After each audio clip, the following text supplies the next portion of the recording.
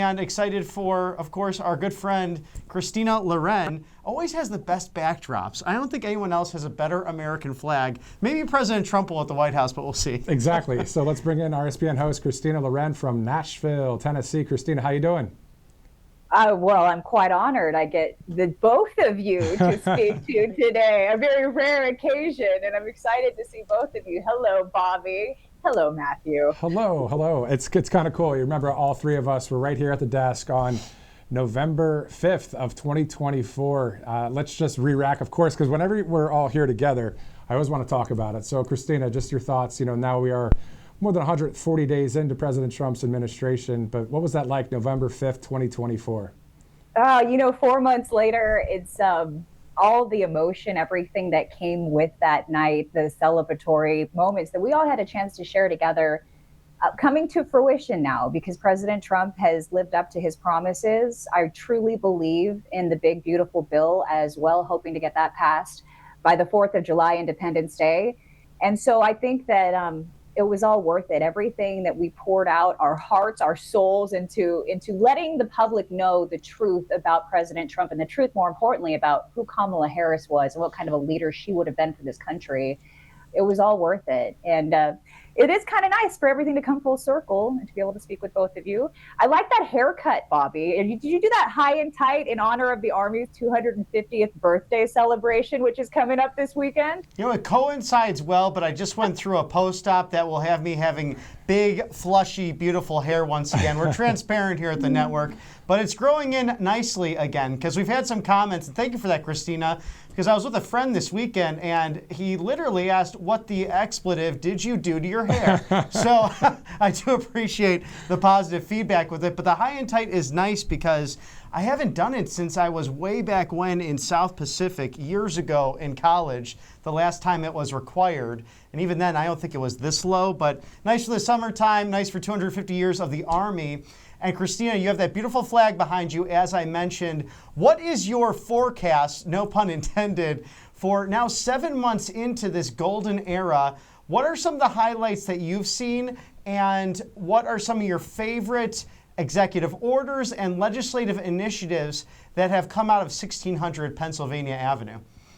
It's hard. Obviously, the immigration laws that he passed have been huge for this country, and we're all sleeping a little bit better. Of course, what's happening in California is disgusting because of all the hard work that has been done with President Trump. But the immigration laws, everything that he signed in an effort to protect religious freedoms in this country has meant a lot to me and, of course, to my family.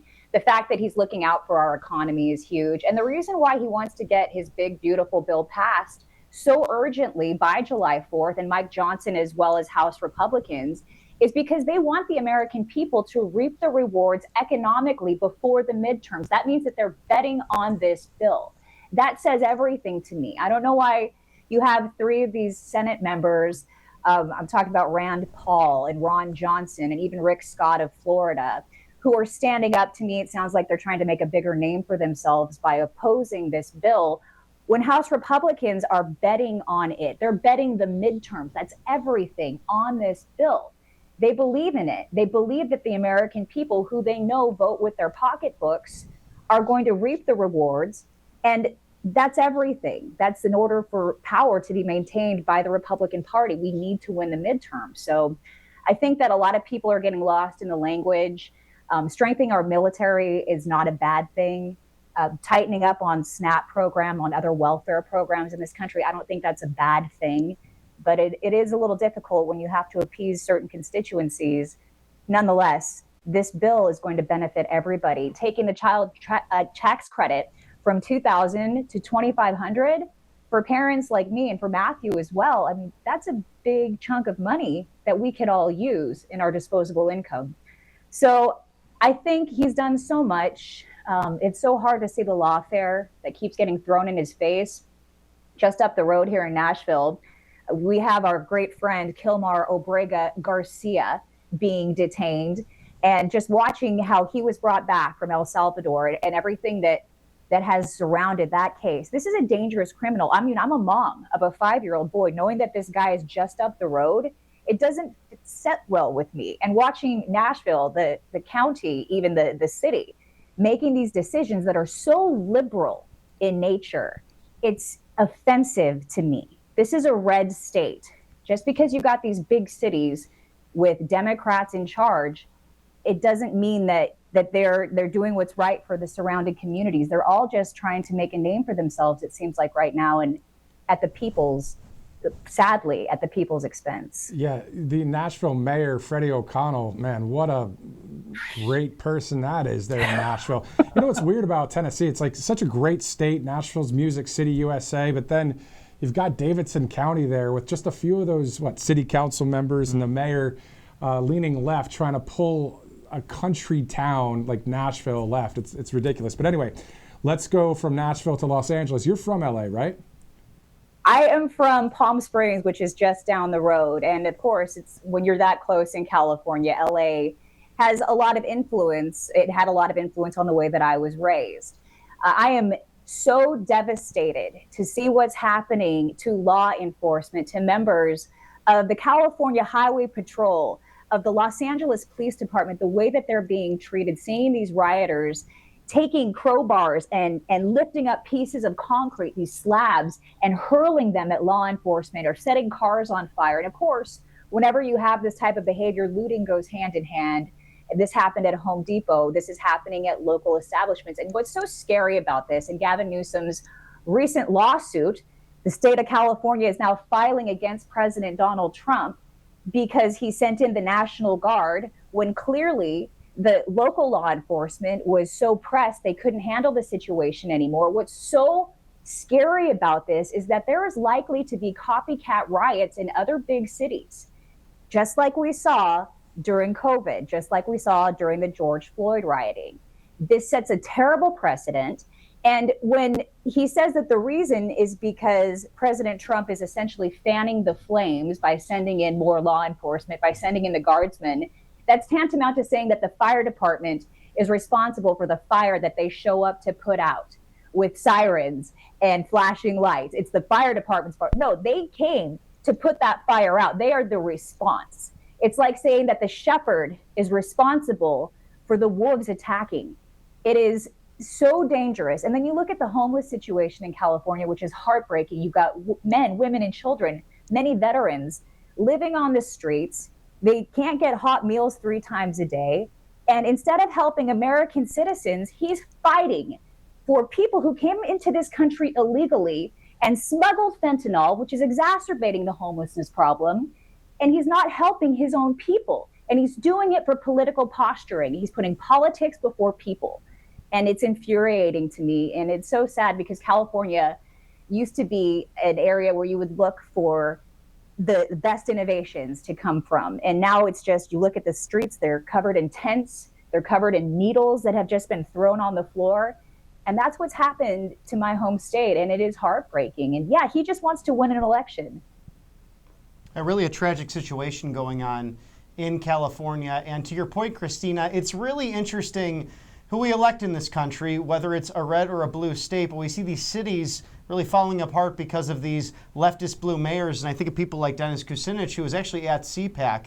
And a lot of people call him the liberal Rand Paul. A lot of times they would combine together to fight for the Constitution from the slight of right, from the slight of left, but in order of those constitutional principles and the rule of law at the end of the day, they were not blinded by simply party loyalty, but rather upholding those constitutional standards. How can we return to that and to make sure that people are getting elected from this MAGA fold without President Trump at the top of the ticket? It's sad to say, I don't want January 2029 to come right around the corner, but this is likely his last term. So how does this Republican momentum continue to be that of we the people? You know, I love Marco Rubio, and I think that President Trump leans on him because he sees how intelligent Marco Rubio is. He's been in the Senate for a long time. And, you know, J.D. Vance, to see that ticket, the two of those men team up would be amazing. I would love to see that. I think that President Trump would be able to continue to perpetuate what he's already begun by advising them along the way. I also think that he's interested in Don Jr. being a contender as well. And of course, the apple doesn't fall from the tree, and it's a great situation in this case. But I think we've got to get rid of these radical left governors. The Tim Walz has to go. Gavin Newsom has to go. When people have an opportunity to reelect, they're going to consider. I mean, one of the reasons why President Trump won was because of the riots, was because of the lawlessness. That's part of the reason why he won. Now, instead of learning from that, Gavin Newsom is perpetuating it and potentially trying to encourage other big cities to follow suit, for the lawlessness to continue and to get worse. That is a scary, scary posture. It's a scary move in order to potentially win as president. We all know he's posturing to run for president based on his podcast. Who just starts a podcast all of a sudden when it's this close to, we're going to start to see more and more names come up from the Democrat side who's going to step up and lead that party. He thinks it's going to be him. He thinks this is the avenue to get him there, and he's wrong. And he's only going to hurt Americans in the process. And this is on the heels of the terrible wildfires in Southern California. Then he has the podcast. And I can only talk about the guy so much. I mean, he's so on the opposite side of where President Trump is. And, the majority of the country, of course, spoke in the election. We're looking forward to more wins coming up here for President Trump. Let's look at that 30,000-foot view once again at the Great Reformation of America. We've got the 20 core promises that we've seen from the RNC, from President Trump. Number 1, to seal the border. Number 2, the mass deportation operation.